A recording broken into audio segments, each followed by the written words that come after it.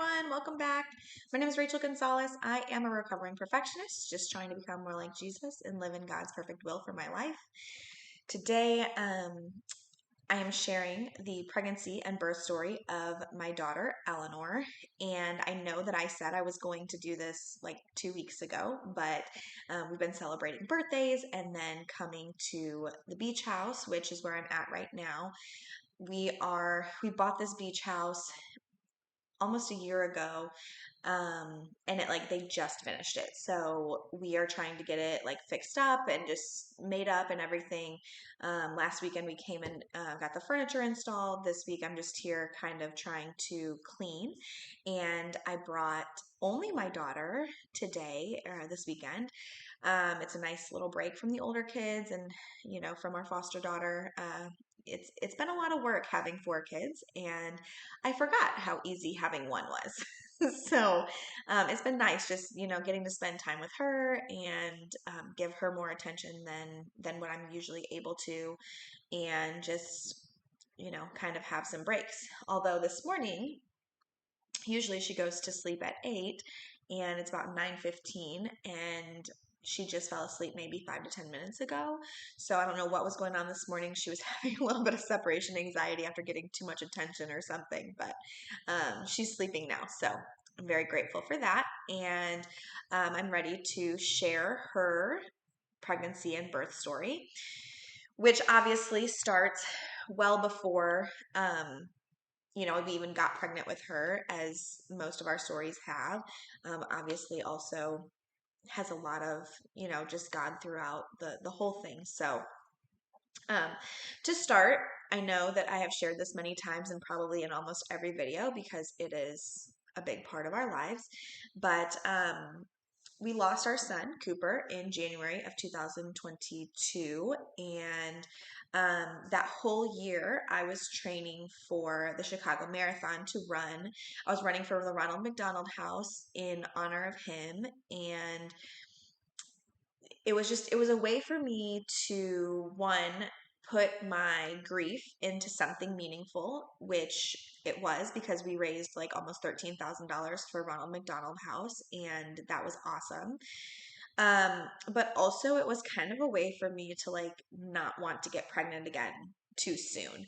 My husband and I had agreed to approximately a year of taking a break so that we could grieve and just like work through the trauma of what had happened. And it was hard because all I wanted, like, I remember Mother's Day so vividly afterwards. I was just a wreck thinking like I should be pregnant right now, I should be having another baby. And I didn't really like realize how hard certain things were going to be.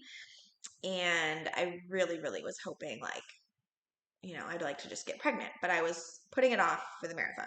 So right after the marathon was over, I did run it in 6 hours. Um, Ran is, a loose term.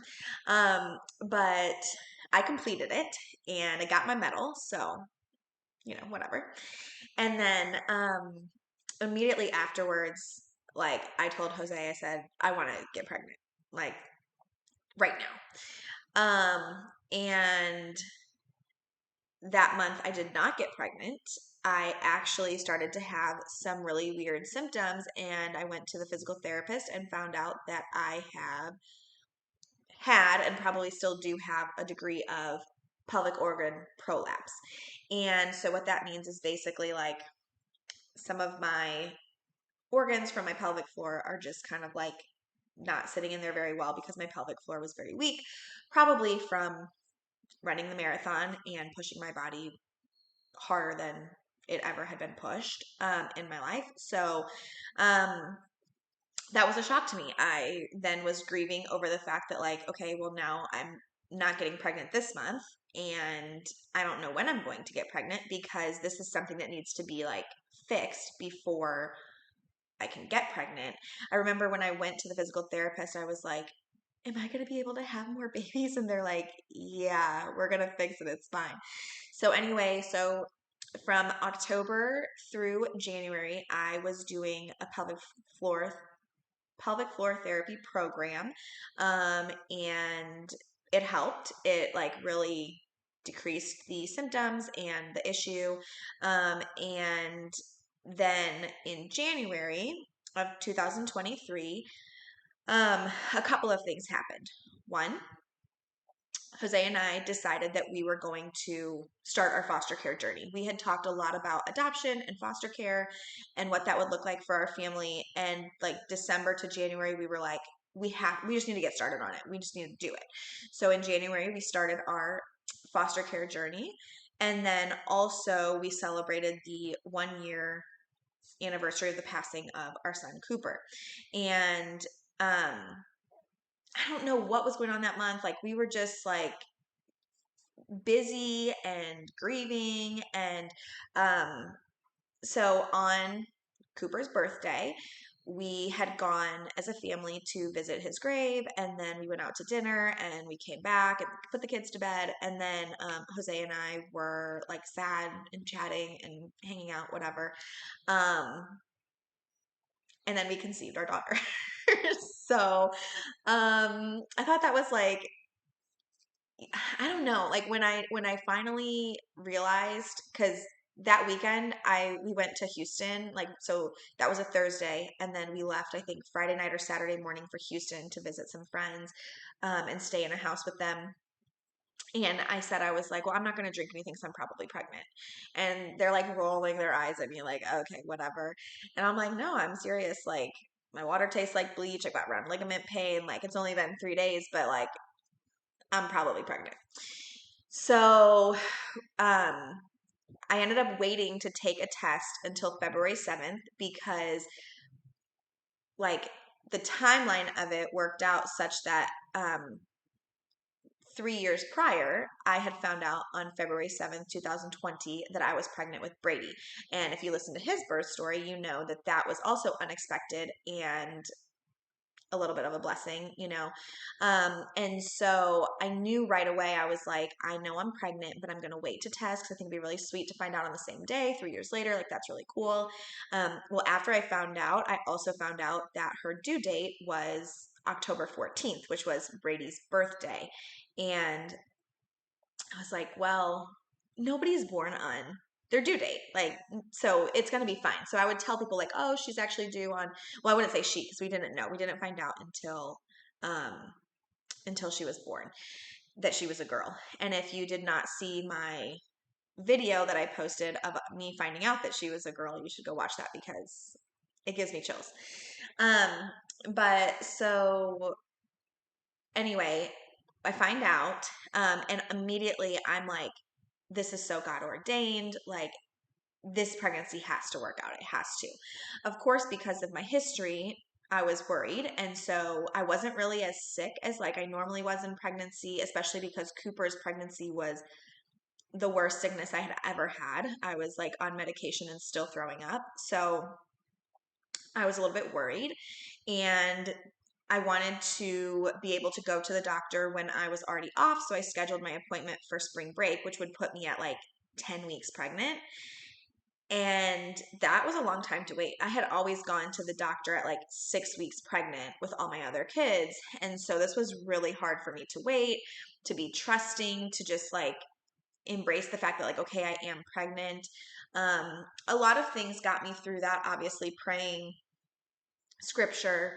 I have this book here that I wrote, just like prayers and stuff, and like took photos and everything. But it's just, it has like things to pray for and stuff like that. So I use that every week to really like track how I was feeling, to track, to put my prayers in, my worries, my fears, my hopes and dreams, like all of those things are in this book. And it's really sweet. Now I'm going back and kind of reading through it.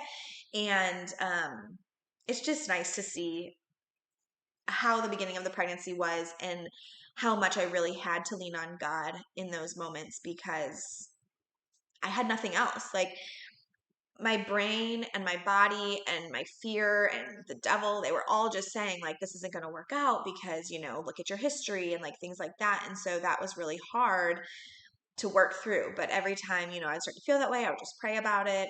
I texted my friends to have them pray for me. And of course, they always were so kind to do so. So, I got through it. Um, During spring break, my parents came and they were watching the kids while I went to the ultrasound. And I would not go to an ultrasound alone, or any doctor appointment really. So I get ultrasound. That was all fine. Then I went back 2 weeks later for my 12-week appointment because, you do like every 4 weeks, but I had already missed the 8 weeks. I was doing 10 weeks. So went back 2 weeks later for 12 weeks. And I get there. And mind you, the doctor's office that I go to is not great. I do not love it. However, I love my doctor. She has delivered all of my children, including my daughter, which is amazing. And including my stillborn son Cooper, like she delivered that baby as well. So she has delivered all of my children, and so it's very important to me to continue seeing her and all of that. But the doctor's office is awful, and when I talked to her about it, I'm like, I'm here waiting for like an hour to hour and a half in the waiting room before I see you. Like it's hard, especially because like if I want to come in the morning, which is when, she's not as behind, they are still behind. And then I would be super late to work. Whereas like I could leave early from work because my boss was super understanding and very kind.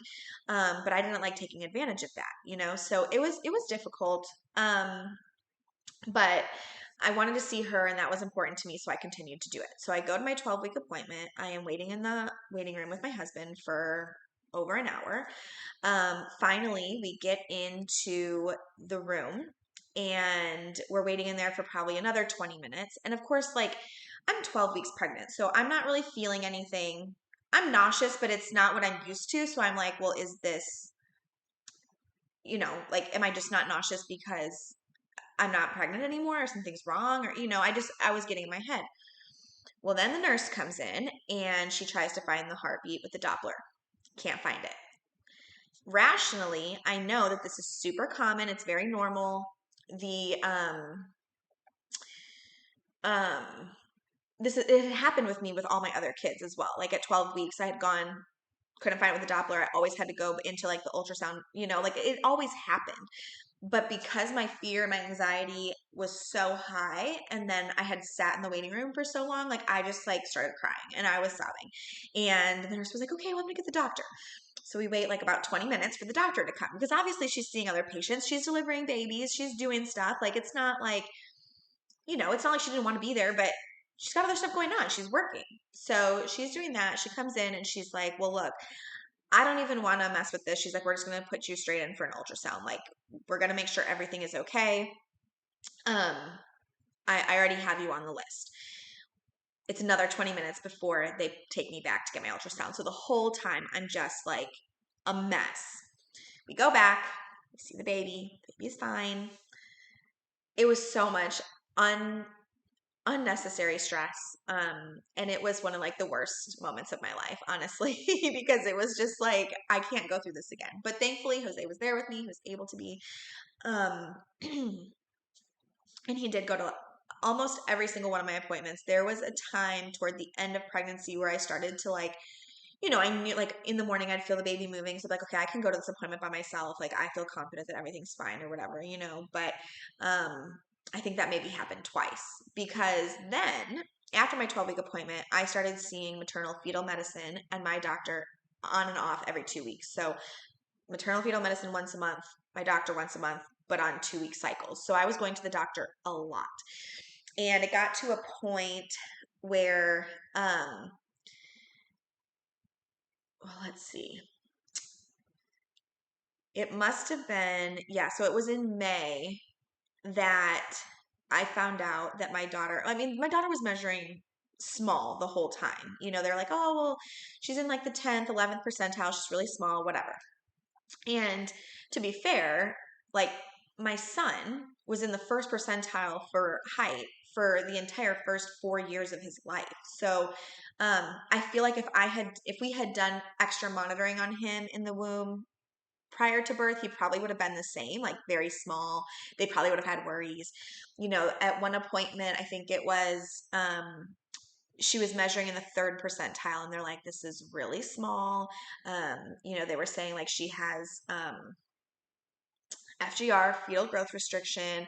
We're probably going to be looking at delivering really early, so then of course I'm like super anxious, so horrible. I'm thinking about like all these things that there's, something wrong with her. They're like, well, do you want to do genetic testing because there could be like chromosomal abnormalities? I'm like, no, I'm not doing genetic testing. Whatever happens is going to happen. But like everything was pretty normal, like her head and her abdomen, but like her arms and legs were short. And it's like, okay, well, I'm 5 foot nothing, so it's probably fine. And I just had to keep praying and knowing that everything was going to be fine. So then it comes the 20-week scan. So I did a 20-week scan, and then I also got scanned at 21 weeks. No, that's not true. I was going to get scanned at 21 weeks.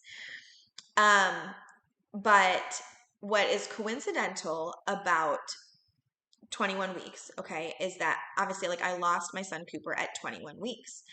And the 21st week of pregnancy was during the week of his due date in June. So it was really cool to what I consider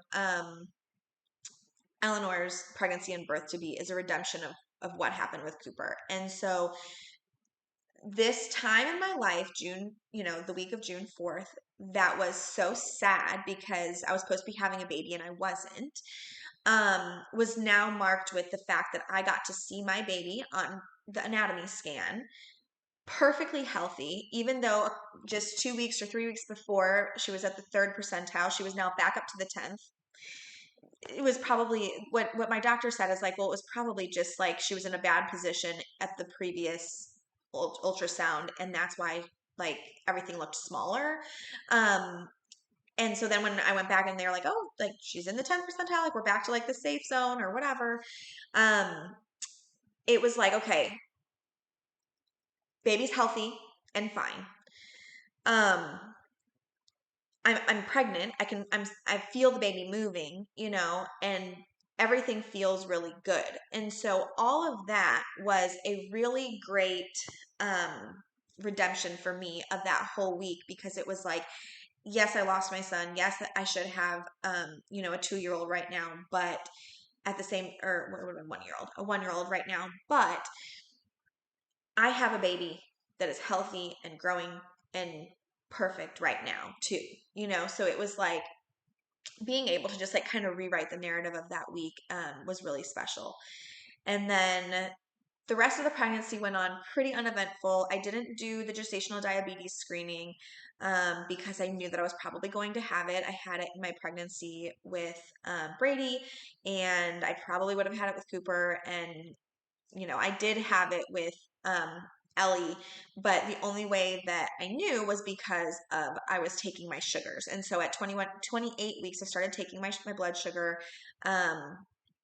And it was the same. Like I could control it with diet, but if I ate something that was not even like ice cream sugary, it was like if it was white bread or like a hot dog bun or something that was like a lot of bread, pasta, those are the things that really spiked my sugar. So I had to watch out for those things. I couldn't eat fast food, of course.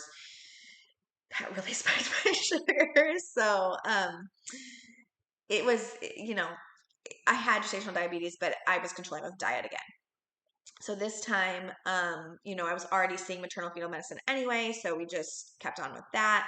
And then we got towards the end of pregnancy, and it was so like, it was my dream to have Ellie on October 11th, because originally Brady's due date was 10/17. He came 3 days early on 10/14. That was his birthday.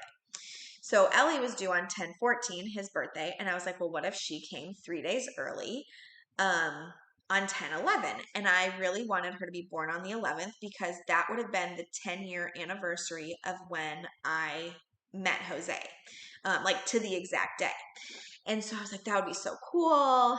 But October 11th was a Wednesday, and I was trying so hard. I'm like, outside curb walking during dismissal. It was just like I was trying to do everything I could to put myself into labor that day, and it did not happen. I was so sad. So then the next day on the 12th, like the 11th that night, I was like sad. Like I went home, I was crying. I was like, I really wanted her to come today, or the baby to come today. I didn't know it was a girl. And she didn't. So then the next day on the 12th, I called the hospital, my doctor's office, one of the, wherever you call to schedule an induction. And we had already had an induction scheduled for Monday the 16th. My doctor was a little bit iffy about me going past my due date just because of my history of loss and because of the gestational diabetes and all those things. She was like, it's not really recommended, but your due date's a Saturday, so we can go to Monday. The baby will probably come before that. And oh, and I forgot too, on I think it was Tuesday the 10th, I had gone to the doctor and gotten my membrane swept. So with the hope that the baby would come the next day, and it didn't work. So I know a lot of people say like they've had membrane sweeps and like the baby came within hours or days or whatever, but it did not work for me. So my body was like, no, we're not ready. So I call on the 12th and I'm like, okay, I really don't want to wait until Monday. Can I come in on Saturday? Because I knew that my doctor was on call Saturday to Sunday because I had asked her at my appointment because it's so important to me for my kids to be born with her there. And she said, yeah, I'm on call this weekend. So I called and they said, well, we'll only do an induction on the weekend if your doctor's working. And I said, my doctor is working, so just let me know. Well, they say, okay, fine. We got you in for Saturday, October 14th at 6 in the morning. So just, be there by 6 and we'll get your induction started. I'm like, okay, perfect. I'm like, well then, yeah, like I'm not even worried about anything now because my doctor's going to deliver my baby because if we start at 6 a.m., I'll probably have the baby by that night. Like she'll be there. It's going to be great. So I was like totally, fine. Like I was starting to relax. I was like, okay, my doctor's going to be there. And if you know anything about my previous births, which I have talked about, my doctor being there is like pretty much a catalyst for me having my baby because I held JJ in for 45 hours. Well, it was really like, I think 36 by the time that she had gotten there, but he was still in there and waiting for her to come. So anyway, um, Friday, I start having like really intense contractions. And I was not thinking anything of it because I had been having them for like 2 weeks. So I was like, well, this is probably just Braxton Hicks. I've been having this kind of like prodromal labor every single night for the past 2 weeks. I'm not even going to like read into this. Like we're going in the morning.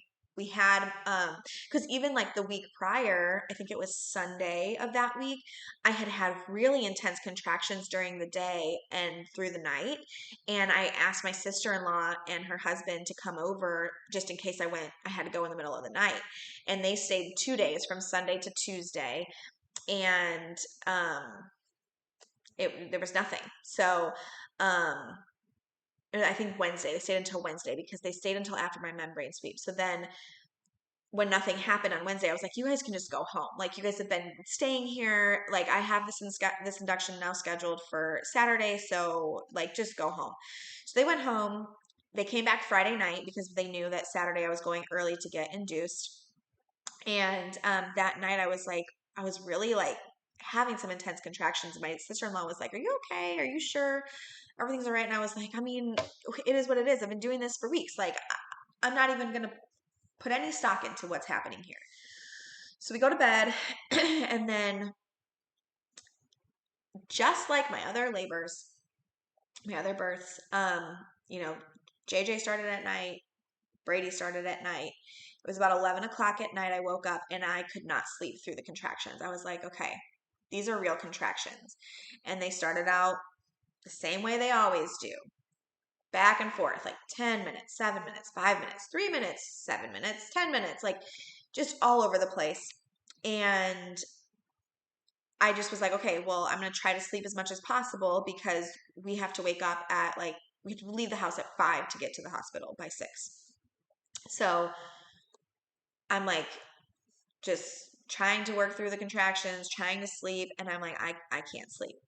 Um, and usually what I would do if this was the case, which is what happened with my other two births, is I would like go into the other room and like try to sleep in the guest room. But because my in-laws were there, my sister and brother-in-law were there, I couldn't I couldn't go sleep. Well, then I'm like, I'm going to finish packing up, getting everything ready because this feels pretty intense. By about 2 in the morning, my contractions were coming every 3 to 5 minutes. And I was like, this feels like I need to go to the hospital, because if I show up a little bit early in labor, who cares? Then I'll just wait in the waiting room, and at least I'll be at the hospital if something happens and like labor gets going. But also I need to eat before we go.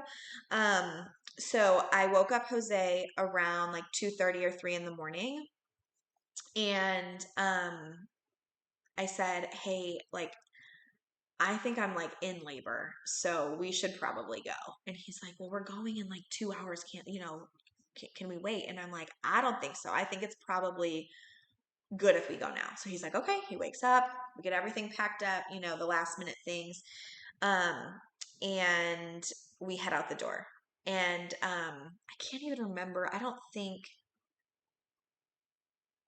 think I told even my sister-in-law, or maybe my husband took the monitor to her and said, hey, we're going to go now and whatever. So we leave, and then we're trying to find food, because I'm like, I have to eat before we go to the hospital. I can't go on an empty stomach. I have to eat. So we're on our way there. I'm having contractions. I'm timing them pretty consistently, 3 to 5 minutes. Every once in a while, a little bit longer, but pretty consistent. And we tried like 2 different McDonald's. They were closed. And then we got to, oh, there's Ellie. This is going to end soon. We got to Jack in the Box, and they were only doing mobile orders. And so I'm like, fine. I go into the parking lot, I download the mobile app, I get, whatever food I want on there, and I take it back. Oh. Well, let me go get it really quick.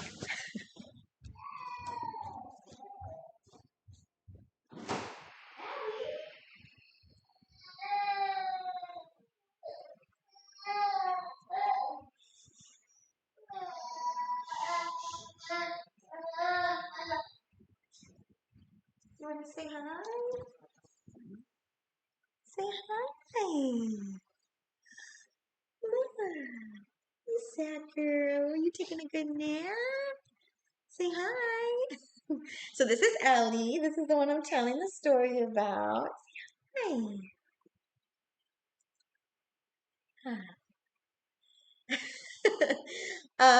The first time I've had to have one of my kids in my videos. Usually she naps for a little bit longer, but her naps have been off today. I don't know what's going on. Anyway, so we get to Jack in the Box, we get food, we get to the hospital, I think between like 4 and 4:30. We get checked in and everything. And you're saying hi. And then we wait in the waiting room. They said that the room was ready, but they just needed to do a couple of things and all that. So we get into our room.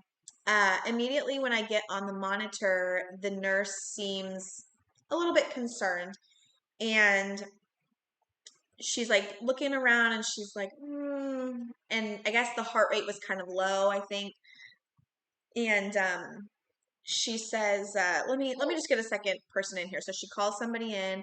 They're both trying to find the heart rate. I guess it was low, so they're trying to like reposition me and see if that helps.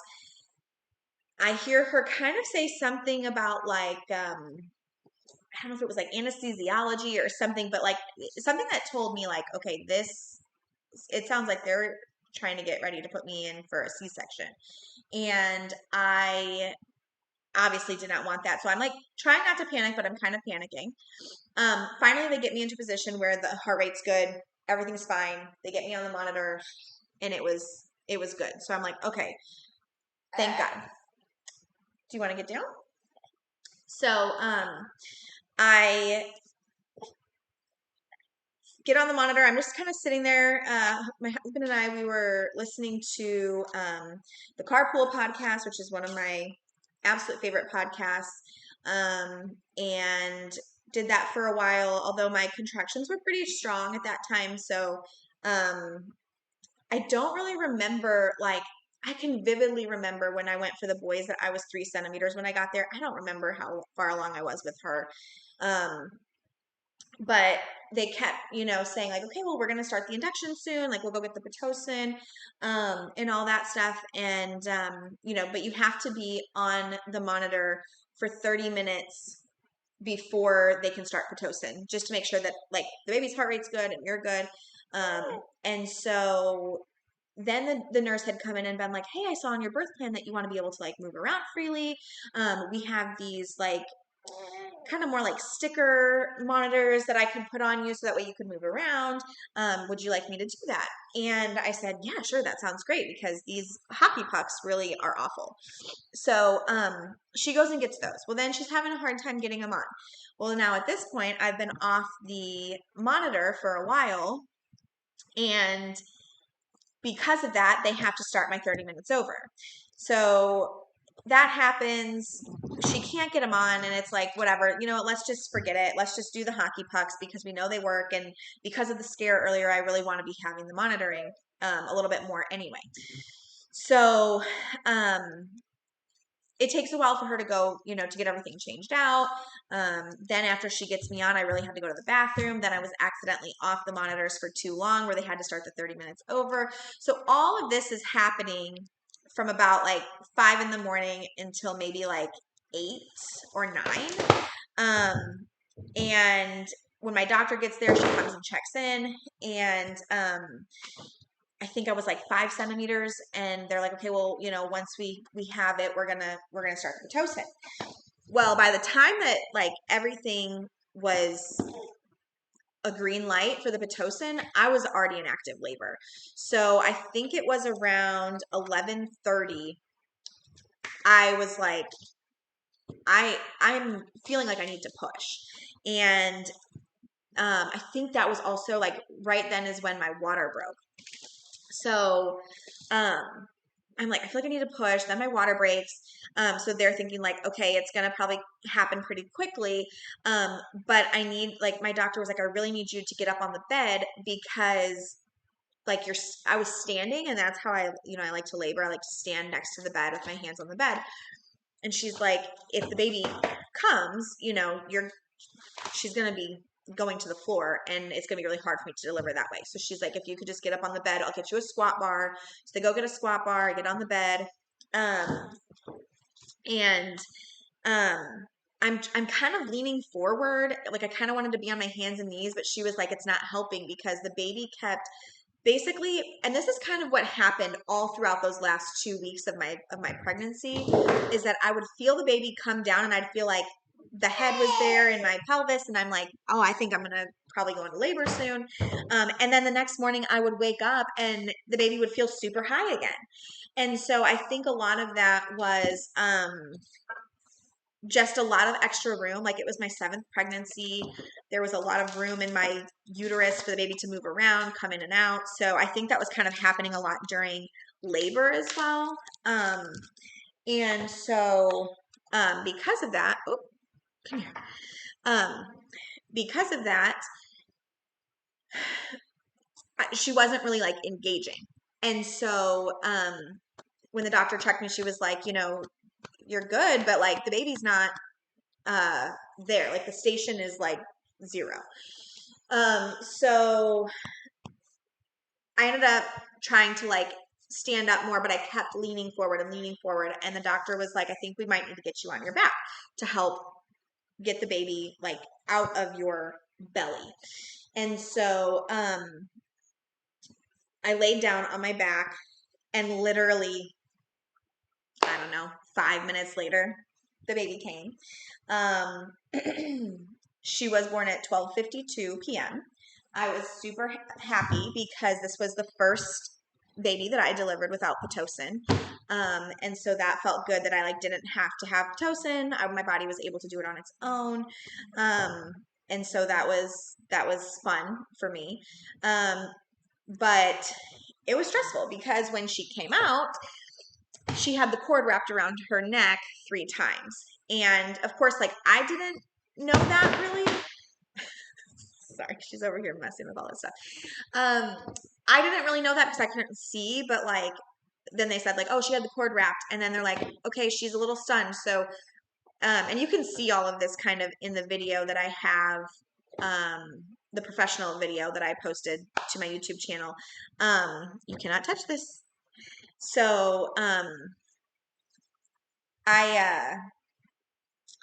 I was worried because they take her over to the warmer to kind of like wake her up, and I can't see her. I don't hear her. And I'm looking at Jose like, is everything okay? Is she okay? And, you know, he doesn't really know. He's kind of like a little bit of a mess because obviously he's having some PTSD after what happened with Cooper. So she's, are you on the couch? Yeah. um, so yeah, so it was kind of scary. But at the end of it all, we found out that we had a baby girl, our first girl. Yeah, your first girl. Give him a smile. Say hi. I'm the baby girl. I'm the princess. And we were so happy. And I just felt like, you know, every prayer that I had prayed during my pregnancy of like just having a happy, healthy baby, so many people would ask me, you know, well, why don't you just find out if it's a boy or a girl? And it was like, you know what? It really doesn't matter. But at the end of the day, I know what my heart wants. And I wanted a girl because I had already had boys. Like I had my boys, and I didn't know if I was ever going to experience having a baby girl. And I am so glad that I do. This weekend's been really fun, just like bonding with her, and you know, it kind of gives me a glimpse into the future of knowing like there'll be times when it'll be just me and her, and we'll be doing girl stuff, and that'll be really fun. Um, it's just a different vibe. Also, people who say like, "Oh, my girls are so wild." I'm sorry, but your girls are not as wild as the boys. Like, I know there are boys who are wilder than mine, but like, boys are crazy. So anyway, all of that is to say, this is our baby girl, Eleanore Jean, and we're so just blessed to have her. And now I'm going to go get her a snack, and then we're going to get ready to pack up and go back home. So thanks for listening. Thanks for watching. As always, you know, you can always contact me. A lot of people do about just like pregnancy loss, about gender disappointment, all of those things. And I have extensive thoughts on all of those things. So if you ever need somebody to talk to, I'm always here. See you next time.